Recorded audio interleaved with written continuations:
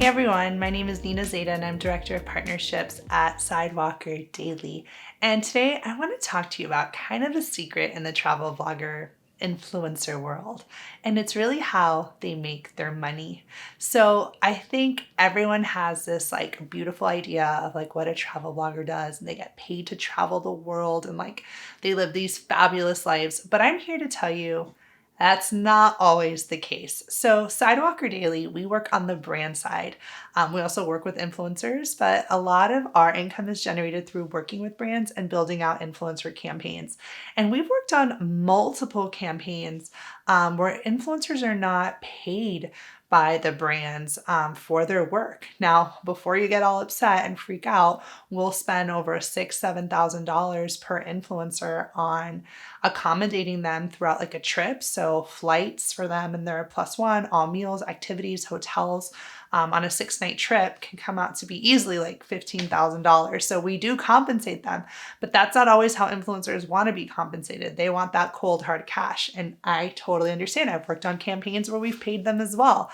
But I think like a really big secret in the travel blogging industry is that influencers are not always making their money through brand partnerships. Now, whether you may see your favorite influencer traveling to a destination, that doesn't mean they're getting paid by that destination to go there. And I think you guys need to also understand that people are creative in this space. And when they're creative, they're not just creative with their content that they're taking, they're creative with their money that they're making and how they're doing so. I know Instagram influencers who are killing it by, their presets. They are selling their presets. I know influencers who are killing it by selling courses.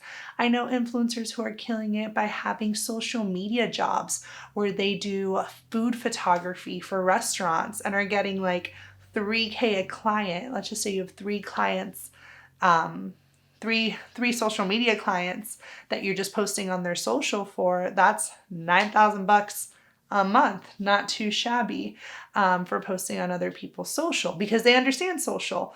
I think people aren't always upfront because money is like a weird topic. People aren't always like upfront about their partnerships and whether or not they were paid or not.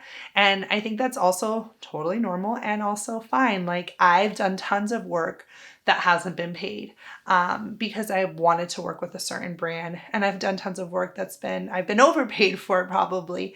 I think it's just all about like positioning yourself and taking risks and chances and also understanding that just because you see your favorite travel blogger posting that they're in Iceland doesn't mean Iceland paid them like tons of money to go there. Now, watch for this. Maybe your favorite travel blogger is in Iceland and the tourism board is hosting them. By the way, the Iceland, I'm just making this up as an example. I have no idea how Iceland runs their influencer marketing campaigns. I do not work with the country yet.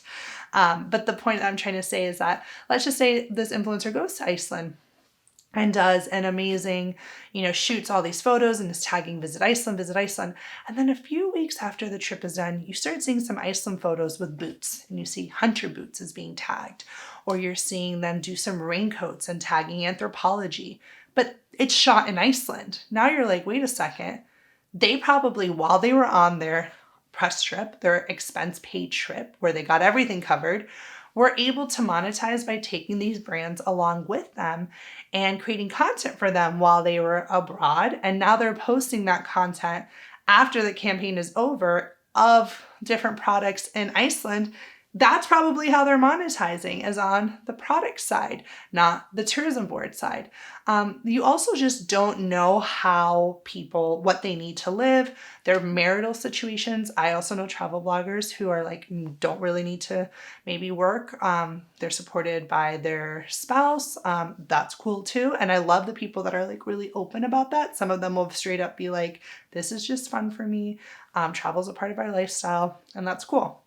I think in terms of like how you monetize, there's many different ways. I think if you are going on a trip, let's just say, and you're a travel blogger and influencer, and you're already visiting a destination, you could potentially be a copywriter. So you could potentially write for, other people's magazines or other people's blogs and create content that's paid that way. I've seen travel bloggers be retreat leaders where they've hosted retreats and they're getting paid by the retreat company or the trip planning company to organize and host a trip. I've seen travel bloggers be paid, in travel agent capacity. Some of them have all started off as travel agents and now they're getting like a percentage of all the bookings that they're able to make for their travel agent client. I've seen travel bloggers make money through photography and freelance consulting. I've seen travel bloggers work on PR campaigns and kind of like on my side, they start doing consulting on the marketing side because they know how to work. I've seen travel bloggers be booked both on camera and off camera. Now they're coming into a brand and they're like, hey, like we have this artistic creative vision. Let us be your art director. Let us be your creative director. I've seen travel bloggers make books and different like tangible products, maybe like different like, swimsuits or clothing, things that you can actually purchase. So just know when you're, that big, I don't want to call it like a secret, but everyone is not just making money off partnerships. It's just not happening. I know you think it is, but it's not. People are like hustling behind the curtain to, make sure that they're monetizing to live the life that they want to live. And I just wanted to share that with you guys because I think it can take that pressure off of like, oh, I just need to work with brands to make money. It's just not consistent. Brands are a great way for some people to do it, but there's also alternative ways. So it's, you just got to get creative because you are a creative person. You're in this space. So just get creative on how you hustle as well. Hopefully you guys enjoyed this video on kind of like different jobs in the travel influencer space and kind of like different jobs that you can apply for as a travel blogger. It doesn't mean that you need to be corporate 9 to 5, but that you can have different jobs and different opportunities along the way. Make sure you subscribe to our channel for all things influencer marketing, travel blogging, and all that good stuff. And I will see you in the next video.